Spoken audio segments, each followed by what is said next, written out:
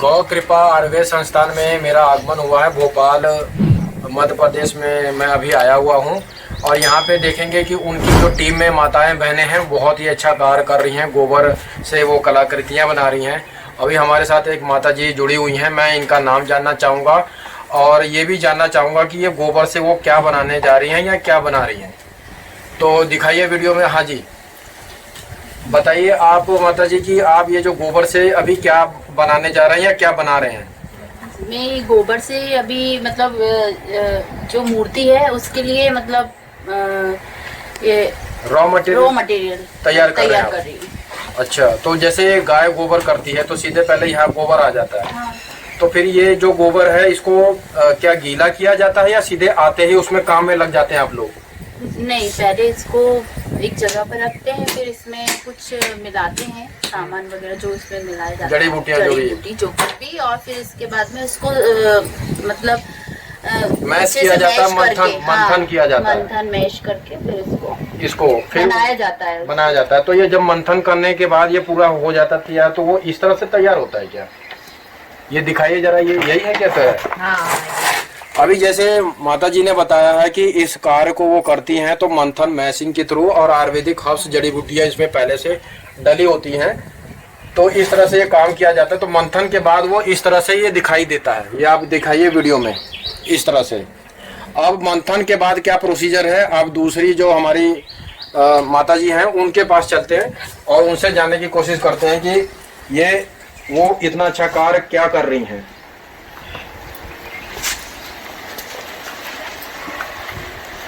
माता जी ये बताइए कि आपका जो अभी ये मंथन करके ये गोबर आया है आपके पास जी, तो ये क्या है, ये है क्या चीज, और इसको दिखाइए थोड़ा सा वीडियो में। ये सांचे हैं। ये सांचा है। हाँ। तो ये सांचा किस तरह का सांचा है, ये क्या है, ये थोड़ा सा दिखाएंगे उठा के? अच्छा, इस तरह से।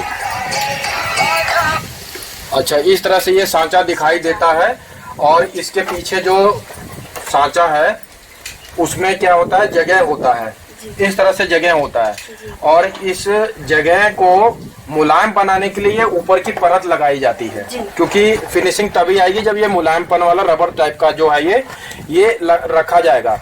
अब इसके अंदर पूरा आप यहाँ तक पूरा गोबर भर देंगे। पूरा गोबर भरने के बाद फिर उसके बाद प्रोसीजर क्या होता है, अगला स्टेप क्या होता है उसके बाद? जी, पहला मतलब ये है कि बारीक वाला गोबर हमको मैश करते हैं जी, वो उसमें थोड़ा मैदा लकड़ी मिला के उसको चिकनापन हो जाता है। जी जी जी जी। फिर नीचे उसको मतलब इसकी मतलब क्या है कि डिजाइन बनाने के लिए उसको नीचे लगाते हैं जी। फिर ऊपर से ये मैश वाला गोबर मतलब भरते हैं उसमें, तो उसकी अपन अच्छे उसको मतलब दबा के अच्छे मतलब एन करते मतलब चिकना कर लाते हैं। ठीक है। फिर उसको बढ़िया निकालते हैं कपड़ा लगा के, तो मतलब गणेश जी की मूर्ति निकल जाती है। अच्छा, तो कहने का मतलब ये है कि जो गणेश जी की मूर्ति निकलती है उसको धूप में सुखाते हैं, उसमें कोई डेंटिंग पेंटिंग नहीं होता है और बाद में सूखते वक्त वो उसमें थोड़ी सी दरार आ जाती है। बाद में वो गोबर का गीला सा पाउडर बना के उसको दरार को भरा जाता है और पेंट से पेंटिंग की जाती है। दो प्रोसीजर इसके बाद वो रह जाता है, सूखने के बाद वो प्रोसीजर लागू होता है। अब हमारे यहाँ पे ये, अच्छा ये माता जी ये शुभ जो कार्य आप कर रही हैं इतना अच्छा, ये कितने साल से आप कर रही हैं? ये भैया अभी तो 2 महीना भय भैया की यहाँ से मतलब शुरुआत करी। हम तो सीखने के लिए कर रहे हैं कि अच्छे मतलब क्या पूजा पाठ में बढ़िया अच्छे से दिमाग लगे, मन लगे हमारा। लेकिन जिस तरह से आपने मन लगाया तो ये 2 महीने का नहीं लग रहा, मुझे 2 साल से ऐसा लग रहा है आप काम कर रही हैं। नहीं भैया, 2 महीने हुए अभी। ऐसा ही है। और अभी हम हमारी जो तीसरी माता जी हैं इनके बारे में भी जान लेते हैं। माता जी नमस्कार, जय गौ माता। जय गौ माता। तो आप कैसी हैं? बढ़िया है। अब गाय का उत्पाद आप बना रही हैं तो स्वास्थ्य अच्छा ही होगा। हाँ, अच्छा है। तो आप भी इस कार्य को काफी अच्छे से कर रही हैं, मन लगा के कर रही हैं। हाँ। तो ये जो कार्य है आप कर रही हैं, कितने साल से कर रही हैं? और इसमें आपके हाथ से कभी कभी ऐसा भी तो होता होगा कि वो जो चीज आप कर रहे हैं वो बिगड़ जाता है, फिर दोबारा बना लेते हैं। कोई वो टेंशन है नहीं टाइम का कि ये 2 घंटे में बनाना ही बनाना है? नहीं है, तो ये आराम से बना लेते हैं आप लोग। हाँ। अच्छा, ये जो डब्बे में मुझे कुछ दिखाई दे रहा है ये क्या चीज है, थोड़ा सा इसके बारे में दिखाना है। नीम का तेल है ये नीम का तेल है।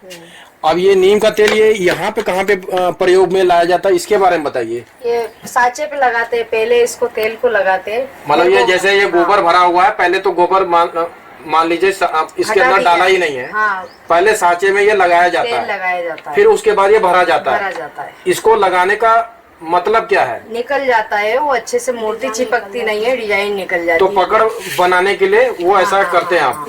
बहुत अच्छी जानकारी प्राप्त हुई है।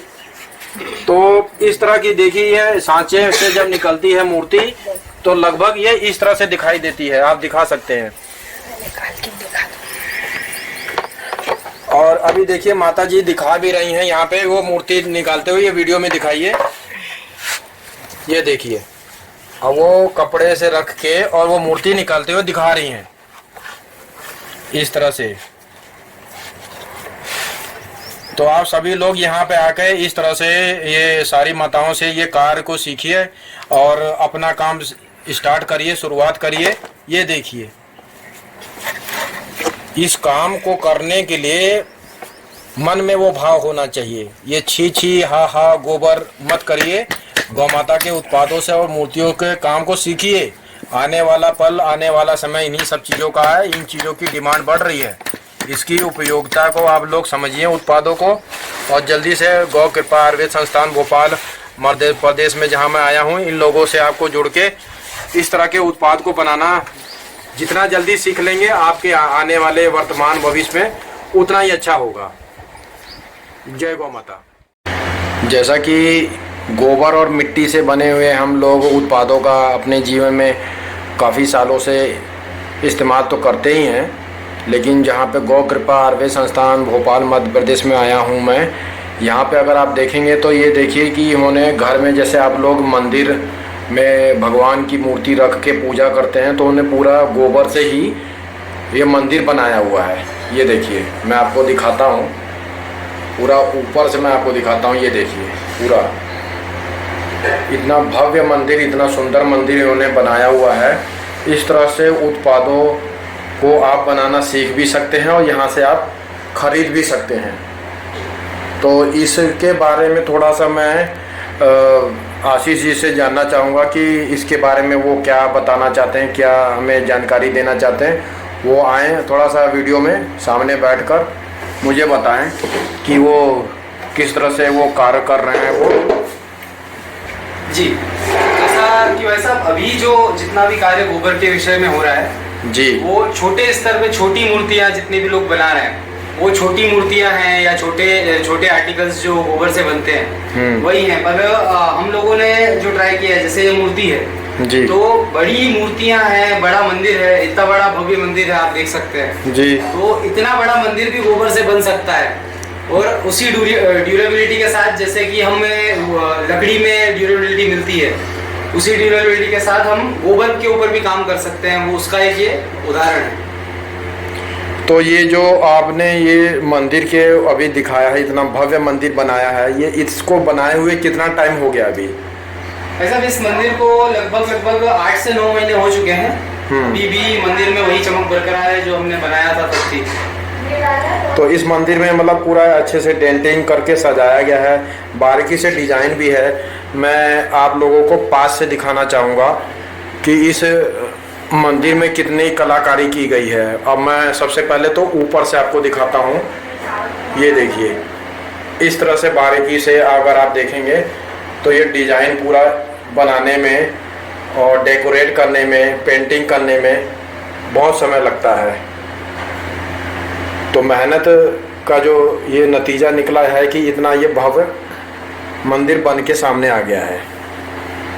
और इस तरह से ये जो गायत्री परिवार से जुड़े हैं लोग, यहाँ के सभी लोग, उनके मूर्ति लगाई हुई है, अलग अलग भगवान की मूर्ति है।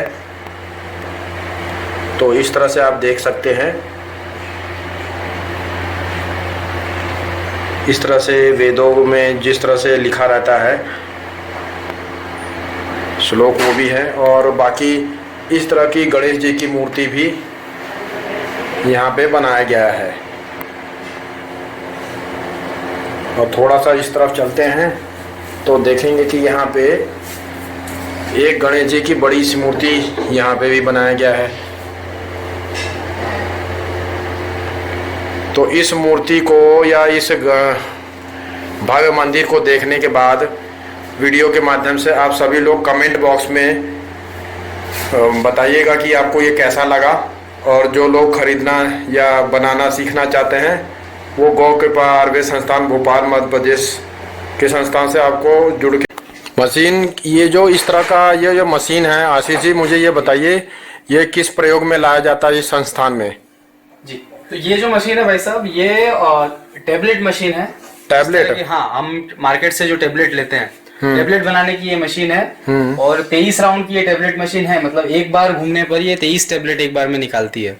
मतलब एक बार ये मशीन का राउंड होगा तो टोटल 23 टैबलेट ये निकलेगा। जी जी भाई साहब। तो इस तरह से आप देखिए मशीन में ये नंबरिंग भी दिया गया है 19, 20, 21, 22, 23।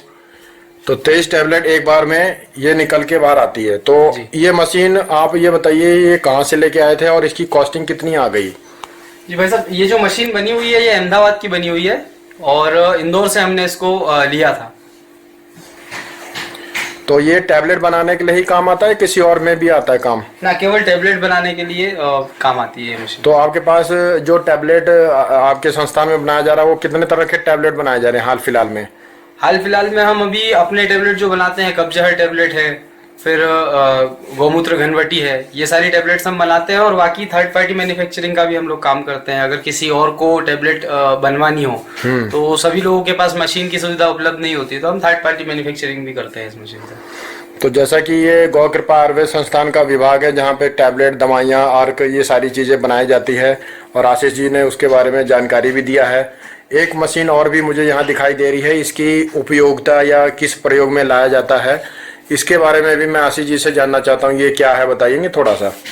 ये जो मशीन है वैसा भी है, पाउच पैकिंग मशीन है। पाउच, जो भी आप उत्पाद प्रोडक्ट पैकिंग करते हैं तो पाउच फॉर्म में वो पाउडर को पाउच फॉर्म में पैक करने के लिए ये मशीन काम आती है।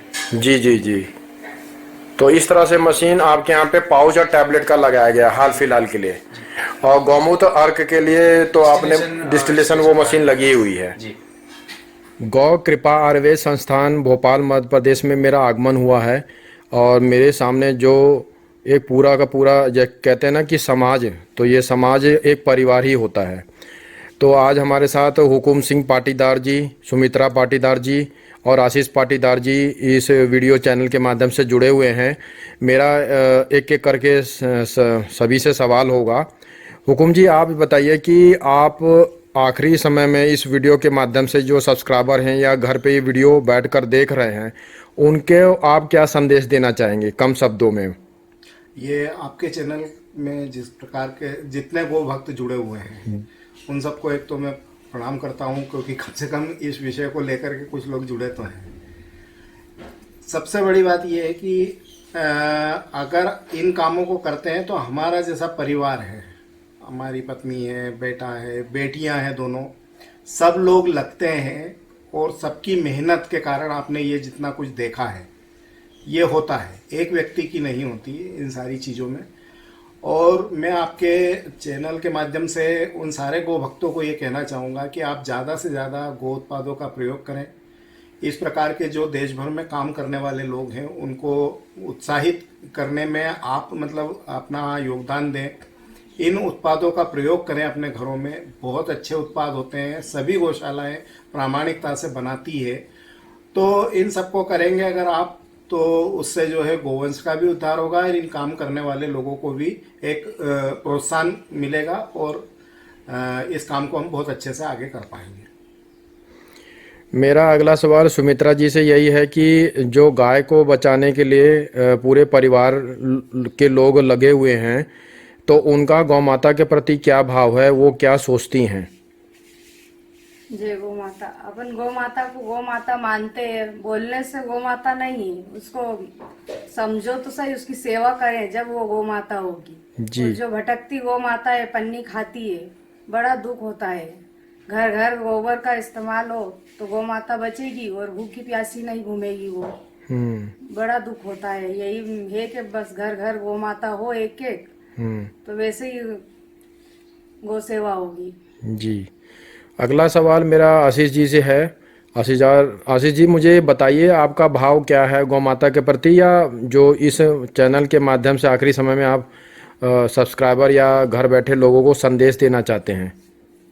जी, गौ माता हम अभी शास्त्रों में देखें या जिस सनातन पद्धति में हम रह रहे हैं उसमें देखें तो गौ माता को एक माँ का दर्जा दिया गया है।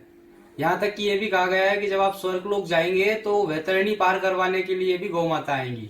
बिना गौ माता के तो आप वैतरणी भी पार करके स्वर्गलोक नहीं जा सकते। तो वहां तक गौ माता की महानता है। पर वही उन्हीं गौ माता को जब मैं रोड पे ये सब पन्नियां खाते हुए और आवारा घूमते हुए देखता हूँ तो बहुत दया आती है। तो हम सबको ये मिलकर समझना होगा कि गौ माता दूध दे या ना दे, वो गौ माता हमारी माँ है। उसीलिए ये प्रकल्प चालू हुआ है कि लोग समझें कि केवल गौ माता का दूध ही उनकी महानता का कारण नहीं है। उनका गोबर, गोमूत्र, गौ माता का हर एक अंग, उनका घर में रहना भी हमारे लिए वरदान के समान है। इसी बीच में आशीष जी से मेरा ये सवाल है कि उनका इस चैनल के माध्यम से तो ज़्यादा उनसे बात नहीं हो पाई है, लेकिन ये है कि वो आयुर्वेद का कोर्स कोई कर रहे हैं जामनगर की यूनिवर्सिटी में। तो इसके पीछे वो क्या कारण था?